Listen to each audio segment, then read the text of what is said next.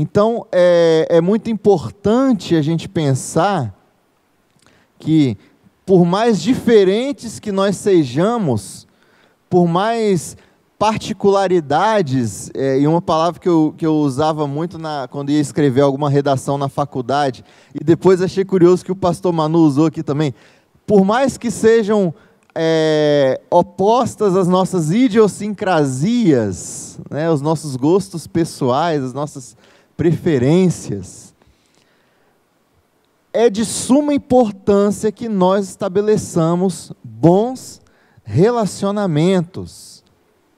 Karl Marx dizia que o homem é um ser social, ou seja, é um ser que necessita de relacionamento para sobreviver. E eu já falei, inclusive aqui de púlpito, né, que quando existem pessoas que não se relacionam, né, que existem os ermitões, o cara que vive lá numa ilha, aqui em Vitória tinha um ali na ilha, ali, perto da curva do Saldanha ali, da curva do Álvares Cabral ali, tem uma ilha, eu não sei se aquele moço ainda vive ali, mas tinha um moço que ele vivia ali sozinho. Está lá ainda? Olha que legal, curioso, né? Tem muito tempo, né? Ou seja, é uma exceção à regra. Para ele, o relacionamento não é importante. Mas nós sabemos que isso é uma exceção. Todos nós temos necessidade de estabelecer relacionamentos, de nos relacionar com os nossos irmãos, quem é filho único, de nos relacionar com os amigos, com os vizinhos, colegas de escola, e aí a gente vai crescendo, aí vai se relacionando com a pessoa do sexo oposto, aí arruma os namoradinhos, aí noiva, casa e tem filhos. E aqueles que não têm filhos têm sobrinhos, e aqueles que não têm sobrinho têm filhos de amigos, e vai se estabelecendo um relacionamento, e vai construindo o alicerce da sociedade, porque é ali, no relacionamento do dia a dia, que você aprende as lições primordiais de ética na sociedade, as lições primordiais do que é ser uma pessoa de bom caráter, as lições primordiais de como se comportar socialmente, de educação, é no relacionamento familiar. É no relacionamento familiar. A minha mãe, desde que eu era pequenininho, ela sempre falava assim, comigo e depois com meus irmãos, que eu sou o mais velho: não faça para o outro aquilo que você não gostaria que fosse feito com você. Isso é uma lição que eu aprendo já há mais de 35 anos, pelo menos, que é quando eu me lembro de algumas coisas, né? Para cá. Não faça para o outro aquilo que você não gostaria que fosse feito com você. Isso é relacionamento. É educação. E é muito importante, quando se fala de relacionamento familiar, né, que o mês é o mês da família, nós termos a visão e a percepção de que é necessário observar o meio do percurso. Isso eu ouvi na sexta-feira, lá na PIB de Guarapari, pastor Josué Valandro Júnior. Ele é pastor da Igreja Batista Atitude, lá no Rio de Janeiro. E a pregação dele sobre, né, relacionamento de casais, que o culto lá na sexta-feira foi sobre casais, ele falou sobre essa questão.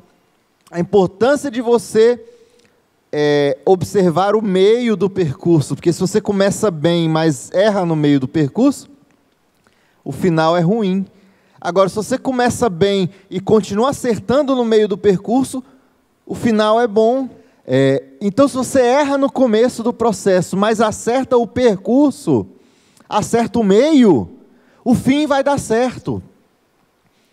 Então, a gente precisa pensar na nossa vida como um começo, meio e o fim. Por mais que a gente não queira chegar ao fim, ou queira chegar ao fim, mas não saiba quando vai ser o fim, por isso que é a importância da gente ter a observação e o cuidado com o meio, porque eu não sei se o fim vai ser hoje ou amanhã, eu estou vivendo o meio. Então nós precisamos tomar muito cuidado com isso. E o relacionamento é a chave do sucesso para todas essas questões. Hoje em dia, né, quando a gente fala de relacionamento, é curioso porque nós estamos vivendo um distanciamento social. Você que está em casa está separado aqui da igreja, está aí com a sua família ou sozinho, mas está distante de nós. Aqui na igreja, diferente de 2 anos atrás, que a igreja ficava cheia, nós temos aqui 12 pessoas, 15 pessoas no máximo, somando, vamos arredondar para 20, num templo que cabem, no mínimo aí 300 pessoas bem instaladas, que já teve até 600 pessoas no dia da posse do Manu. Ou seja, nós estamos falando de relacionamento no momento em que cada vez mais estamos sendo forçados, obrigados por uma doença a nos distanciarmos. E como que se estabelece relacionamento tendo que se manter o distanciamento? Mas eu quero puxar a memória de vocês e desafiar vocês a dizer que eu estou errado, mas o distanciamento familiar não é algo causado pela pandemia. Há muitos e muitos anos as famílias já estão distantes. São raras as famílias, ou raros os momentos, em que as famílias se sentam à mesa para café, almoço e jantar. Lá em casa, pelo menos, a gente tem tentado fazer isso no almoço. Mas o café não tem como, e jantar às vezes também. Mas não tem como, porque cada um tem uma rotina, cada um tem um compromisso, cada um tem uma obrigação, cada um tem uma responsabilidade diferente do outro. E aí um precisa acordar um pouco mais cedo, ele precisa tomar café mais cedo para sair, o outro já dorme mais tarde, então acorda um pouquinho mais tarde. Aí toma café na cozinha, outro toma café na sala vendo o jornal. E é assim que funciona. Os pais e os filhos não têm mais aquela conversa. Estou falando isso via de regra, tá, irmão? Se você faz, Deus abençoe e continue fazendo. Mas é raro o momento que os pais e os filhos se sentam à mesa e tem aquela célebre pergunta: como foi seu dia? E é ali que se estabelece o relacionamento familiar. Ah, pai, eu fiz assim e tal, na escola aconteceu isso, isso e isso. Aí o outro, ah, pai, hoje é muito, muito comum, né? Pai, eu vi um vídeo que fala assim, assim, assim, achei engraçado e tal. E é nesse diálogo que acontece o relacionamento. Mas o distanciamento social familiar já começou faz muito tempo. Não é algo atual. As redes sociais, né, é o que nos tem aproximado hoje, um pouco mais. Porém, as redes sociais, elas promovem uma ilusão de relacionamento. É um relacionamento superficial. Nós estamos vivendo aí a modernidade líquida, né, como diz Zygmunt Bauman. Os relacionamentos, eles são muito fluidos, eles são muito etéreos, são muito voláteis. A pessoa está solteira, né? Não é certo não, tá, irmãos? Eu estou falando o que acontece. O cara está solteiro, está a fim de descolar um crush aí, entra no aplicativo, né? Não vou falar para não fazer propaganda. Mas deu match. Aí vai lá, encontra com aquela pessoa, se relaciona com ela durante uma noite e depois nunca mais. É assim que tem sido os relacionamentos atuais. Mas o fato é que Deus, Ele chama, e a gente precisa estar com os ouvidos e os olhos atentos, porque Deus chama desde o princípio as famílias para o relacionamento. O que não foi a arca de Noé, senão um relacionamento forçado ali, né? porque a família de Noé ficou obrigada a se confinar dentro de um barco gigante, não tinha como sair. Se houvesse um relacionamento ruim entre a sogra e a nora, entre o pai e o filho, a sogra e as noras, o pai e os filhos, que eram 3, se não houvesse um bom relacionamento ali, a gente não estava aqui para contar a história não, irmãos, porque toda a humanidade, ela nasce a partir de Sem, Cã e Jafé. Um foi para o norte, outro foi para o sul, outro foi para o leste. E aí, dando a volta ao mundo, né? Ali que não sei se vocês sabem, mas se você for até a Rússia, você anda um pouquinho e chega no Alasca, ou seja, você sai da Ásia e chega na América. É por isso que, na Sibéria, Estreito de Bering. Por isso que se você olhar o pessoal lá dos esquimós, né? Tem o olhinho puxadinho, parece com o pessoal da Mongólia. É aquele povo ali que veio, né? Ou seja, se não houvesse um relacionamento saudável na família de Noé, a gente não estava aqui para contar a história. Mas Deus, ele não manda recado, ele tem uma mensagem. E a mensagem de Deus, essa manhã, né? Ela encontra-se no livro de 2 Reis, 4, de 8 a 10.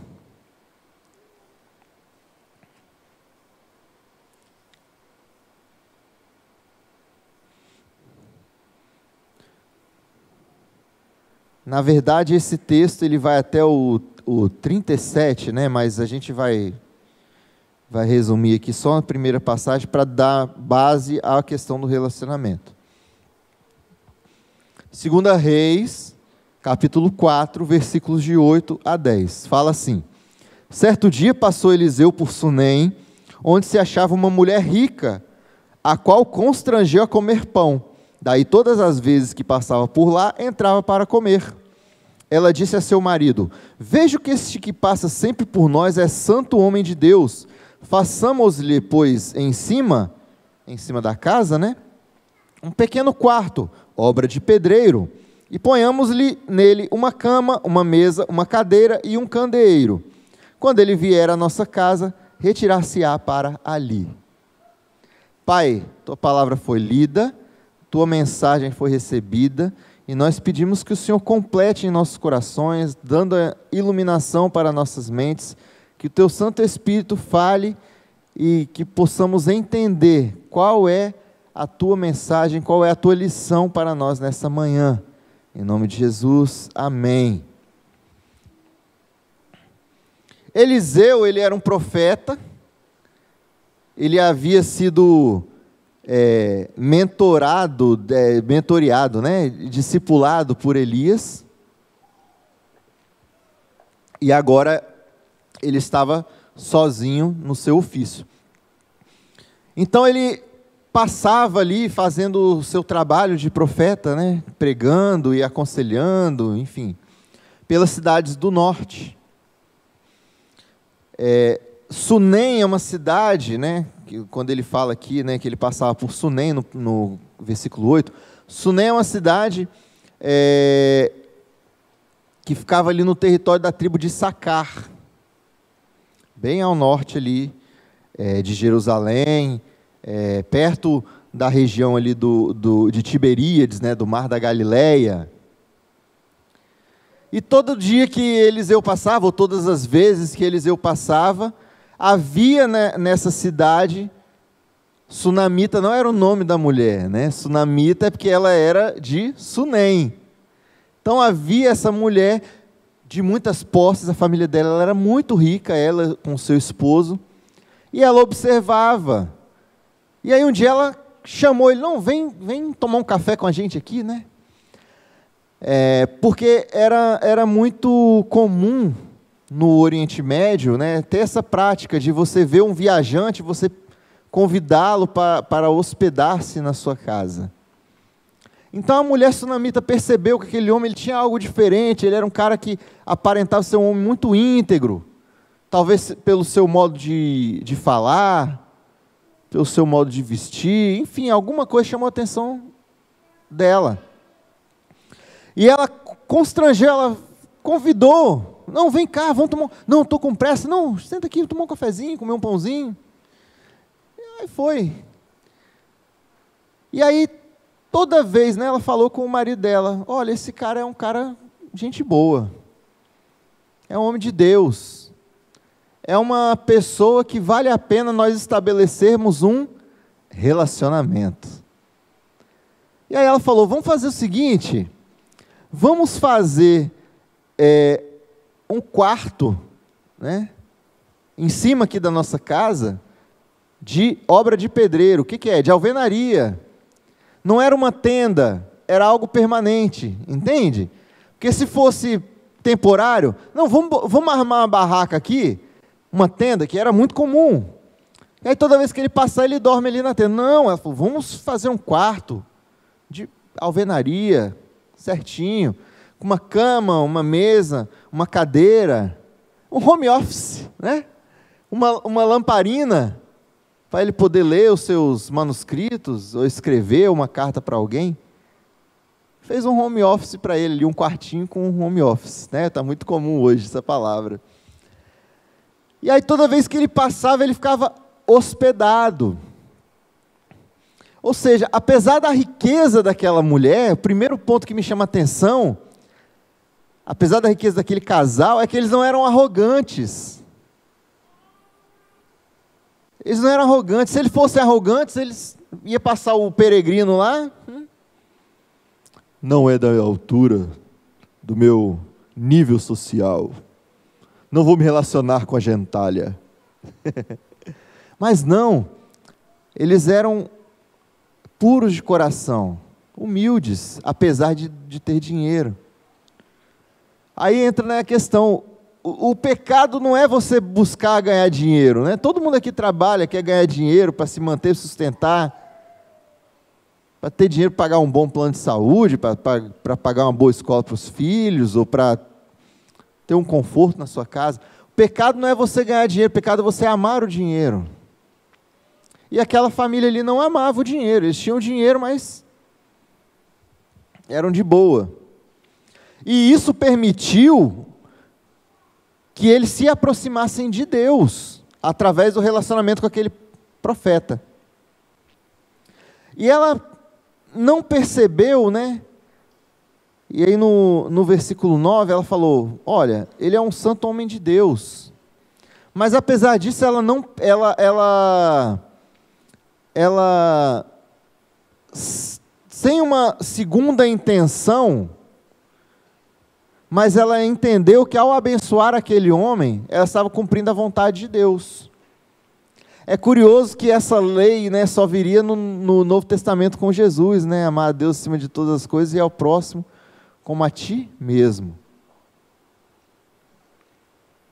Mas o princípio da lei já habitava no coração dela.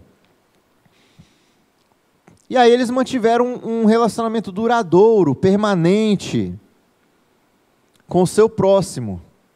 Obra de pedreiro, não era algo que se desmancharia fácil. E isso gerou para ela, inclusive, um milagre, né? Mais para frente, se você depois pegar e ler até o versículo 37, você vai ver que Eliseu perguntou, né, para ela, o servo de Eliseu, no caso, né, perguntou para ela, tem alguma coisa que você gostaria, né? Eliseu está muito grato pela sua hospitalidade. Você quer que ele peça algum favor ao rei ou ao general do exército? Ela fala, não, a única coisa que eu preciso é de um filho, eu não tenho, nós não temos, eu e meu esposo. Aí, ainda falou, né, porque o meu esposo é velho. E aí Eliseu vai lá e fala, daqui 1 ano você vai estar com a criança nas mãos. Ou seja, aconteceu um milagre. Só que, porém, algum tempo depois, o filho morre. E aí ela vai e encontra novamente com Eliseu e fala, mas olha, eu não te pedi um filho, eu só falei que eu não tinha. Mas Deus me deu esse filho e agora ele morreu, por que eu estou passando por esse sofrimento? E aí Deus vai lá e opera um novo milagre e o filho é ressuscitado. E depois ainda, lá em 2 Reis 8, relata que Eliseu profetiza que haveria uma fome de 7 anos na região da Samaria. E ele vai até essa mulher e fala: olha, vai ter fome aqui. Pega a sua família, vai para a Filistia, lá vocês têm bens, vocês vão estar bem protegidos lá. E aí quando passar a fome você volta. E ela foi ali também, voltou, né, da Filistia, mas quando chegou não tinha mais os bens, as casas, né, o terreno, enfim. Aí ela foi até o rei e o rei foi e devolveu para ela. Ou seja, todas as bênçãos, né, ao longo do percurso da vida dela, porque aí se passaram vários e vários anos,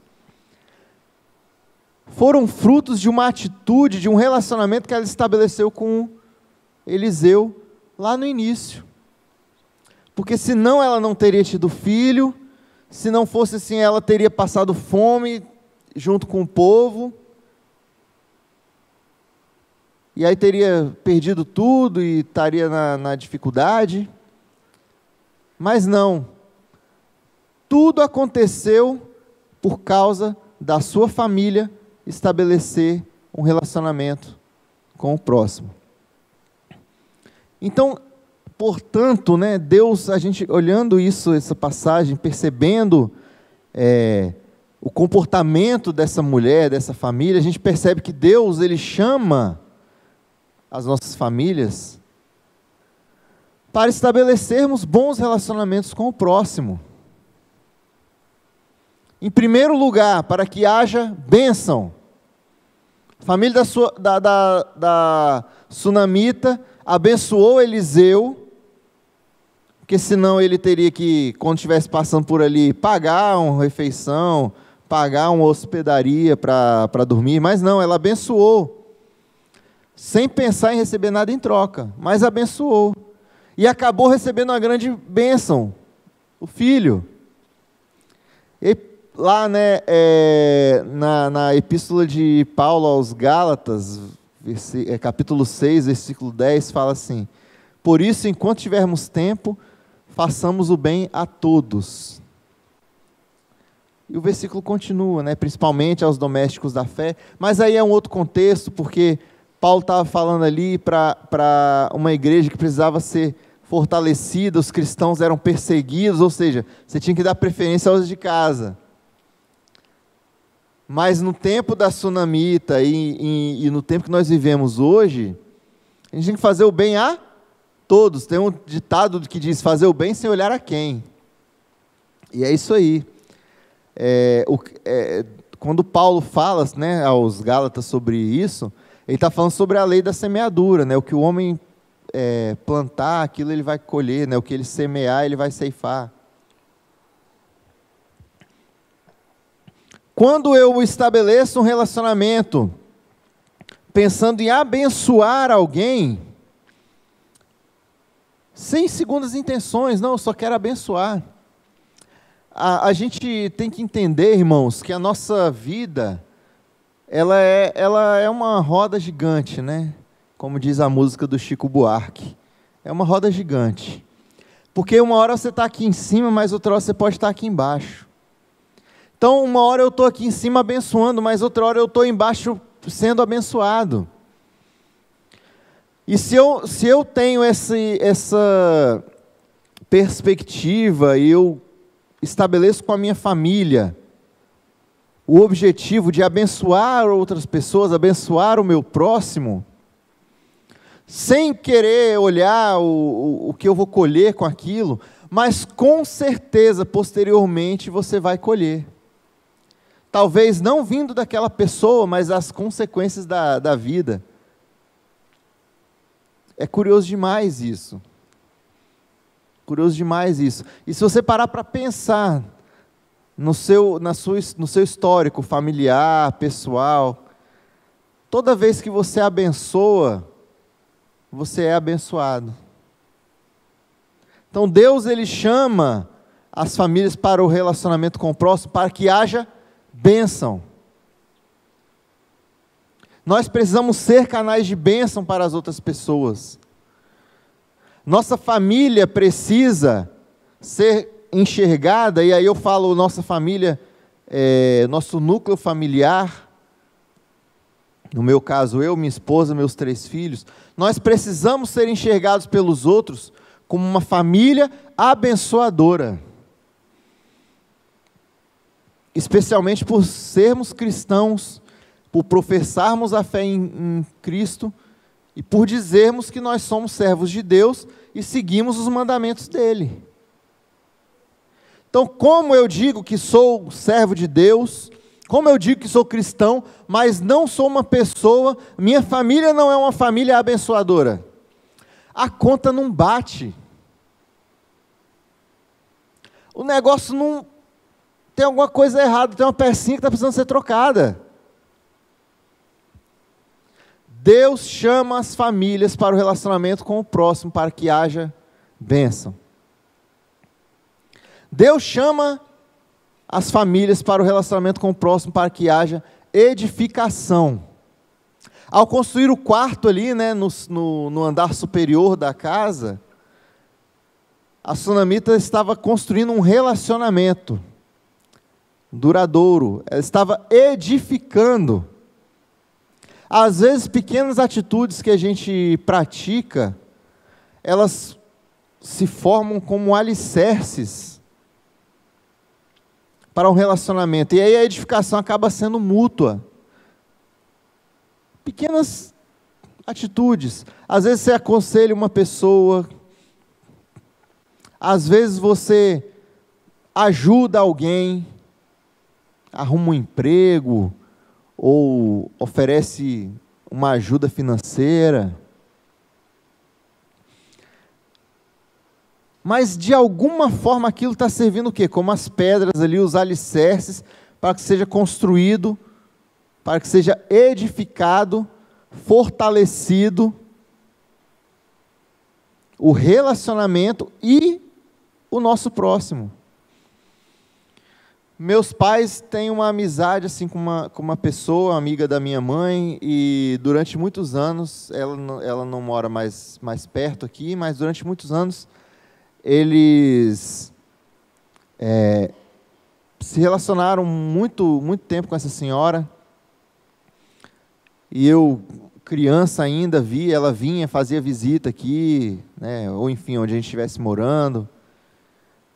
E ela tinha uma condição financeira muito melhor que a nossa, e eu percebi que de vez em quando vinha alguma bênção da parte dela. Por outro lado, não tinha uma vez que ela visitava a minha mãe, que ela não saía de lá com uma lição espiritual. Ao longo de alguns anos, foram pelo menos uns 20 anos ali, 15 anos, a minha mãe foi plantando ali a semente do evangelho na vida daquela mulher. E hoje ela, os 3 filhos, os cônjuges dos filhos, são servos de Deus. Inclusive, genro dela é pastor. Está nos Estados Unidos, é pastor. Olha que curioso, né? Houve uma edificação, foi construído um relacionamento. O alicerce foi bem estabelecido, numa ajuda mútua, sem interesse, era amizade pura e simples, mas cada um dá o que tem. Às vezes você precisa de um conselho, você recebe um conselho, às vezes você precisa dar um conselho, você dá um conselho, mas você precisa estar preparado, sua família precisa estar preparada para edificar o próximo, de alguma forma. Ah, irmão, mas eu não sei aconselhar, não tenho esse dom, esse talento de me relacionar com as pessoas e trazer uma palavra de edificação. Olha a despensa daquela pessoa, vê se está precisando de colocar alguma coisa lá dentro. Talvez só isso já vai ser mais importante do que uma pregação, do que você ficar 2 horas ali lendo a Bíblia para aquela pessoa, porque muitas vezes a pessoa lê as nossas vidas. Então, Deus chama as famílias para o relacionamento com o próximo, para que haja bênção e para que haja edificação. E também para que haja salvação. Lá em 2 Reis 8, como eu já falei, Elias aconselha essa mulher a pegar a sua família, pegar todas suas posses, né? É lógico que ela não tinha como levar a casa e os terrenos, mas ela tinha como levar as riquezas, ouro, enfim, joias, pedras preciosas, o gado que talvez, eventualmente, ela tivesse, os servos, enfim. E se mudasse lá para a Filistia, a fim de fugir da fome.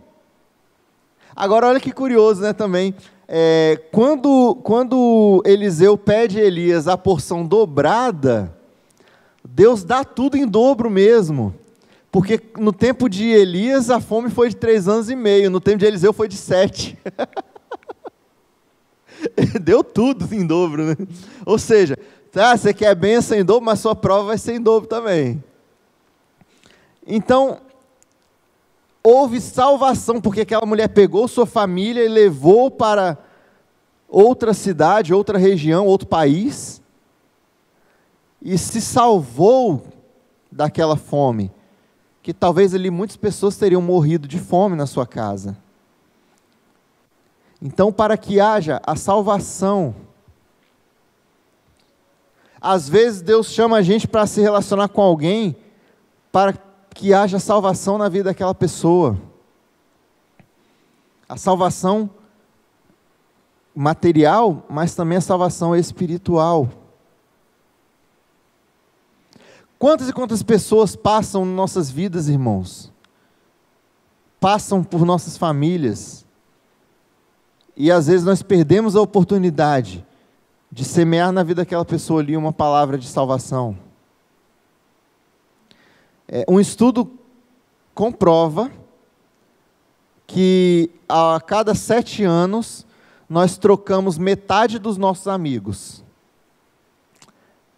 O estudo comprova que a cada 7 anos nós trocamos metade dos nossos amigos. Ah, mas eu vivo na igreja há 30 anos e eu me relaciono com as mesmas pessoas. Ok, mas você não é amigo de todo mundo ali.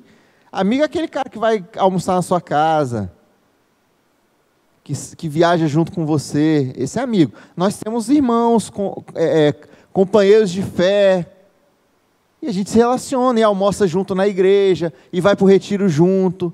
Mas a amizade é um pouco mais que isso. Então, de 7 em 7 anos, você troca pelo menos a metade. E aí, curioso que um amigo meu me mandou uma foto que o Facebook relembrou de 7 anos atrás, essa semana. E a gente estava na varanda dele, fazendo uma resenha, como diz aí hoje em dia, né? Fazendo uma resenha, batendo um papo, talvez comendo um churrasco, alguma coisa assim. E metade das pessoas daquela foto não fazem mais parte do nosso grupo de relacionamento hoje. Na hora eu falei, rapaz, não é que o estudo realmente está comprovado na minha vida. Mas não é intencional não, é porque o homem como um ser social, né? Como um ser sociológico, tem essa necessidade de se relacionar com o maior número de pessoas possível. Isso é instinto de sobrevivência. E aí, ao longo de a cada 7 em 7 anos, quantas pessoas não passam por nossas vidas e que nós temos oportunidade de levar a salvação? Nem todo mundo é crente. Nem todo mundo é salvo. Às vezes o cara é até crente, e a salvação que ele precisa é material, não é espiritual. E aí? Deus chama as famílias para o relacionamento com o próximo, para que haja salvação. E por fim, para que haja restauração. Quando a sunamita voltou para casa, quando a sunamita voltou para a região da Samaria, havia passado 7 anos de fome, a terra voltou a prosperar, inclusive na profecia dizia que ia prosperar muito, depois que passasse esse período. mas ela viu que ela tinha perdido tudo da sua herança, né? Do que ela herdou do seu esposo, do que ela herdou dos seus pais, possivelmente. E aí ela chega e clama ao rei: olha, perdi tudo aqui, eu voltei para casa e vi que invadiram, né? Invadiram minha casa, meu terreno, enfim.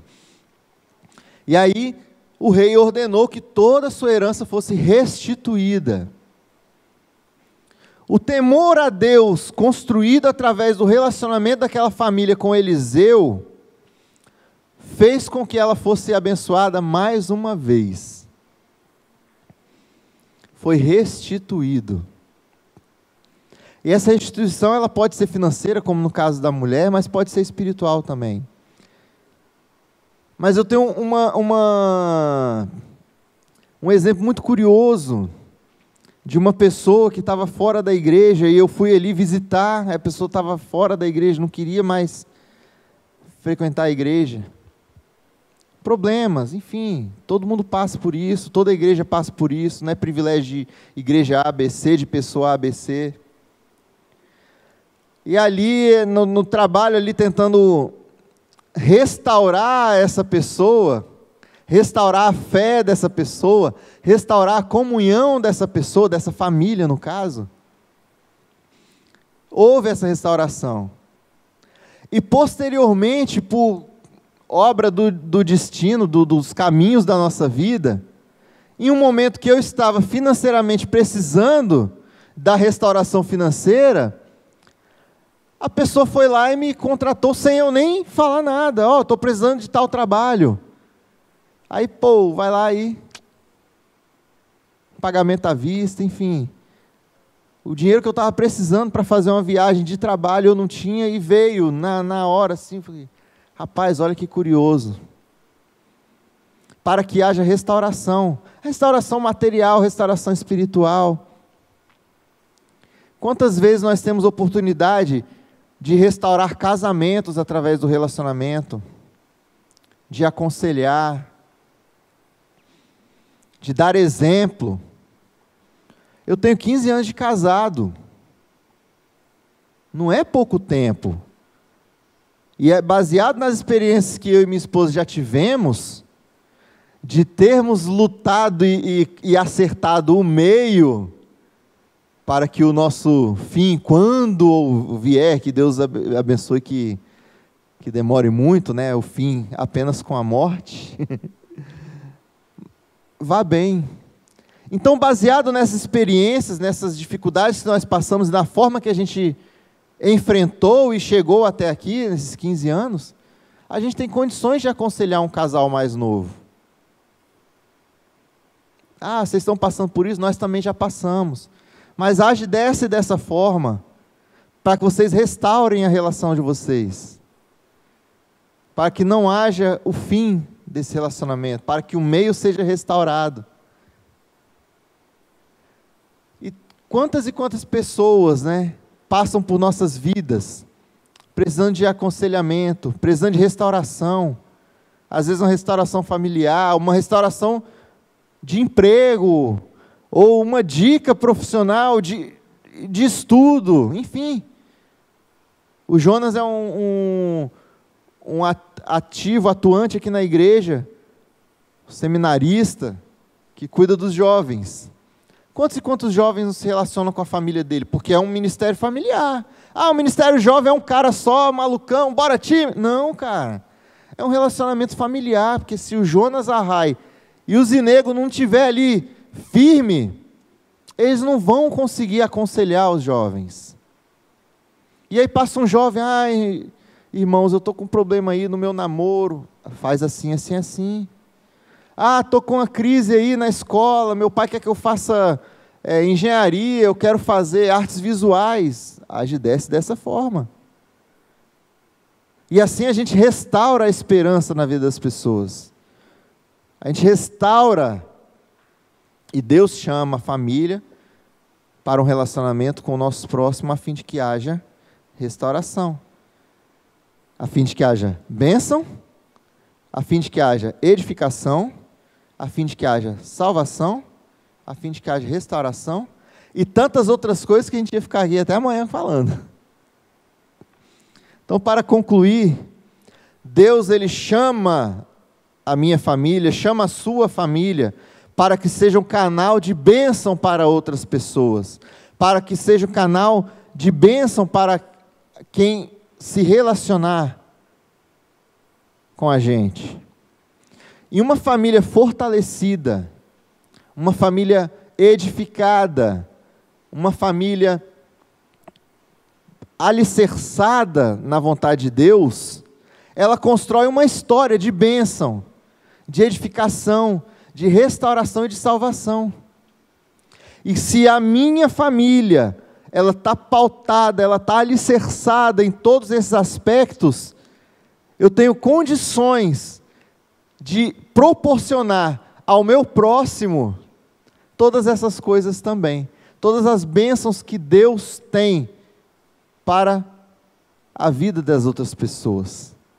Quer seja uma realidade na sua vida, quer seja uma realidade na nossa vida, na sua família, e que se tem algo errado aí no meio, que possa ser corrigido, que possa ser consertado, que possa ser restaurado, que possa ser edificado, para que assim você possa, sua família possa ser um canal de bênção, de restauração, de edificação e de salvação na vida daquelas pessoas que se relacionam com vocês.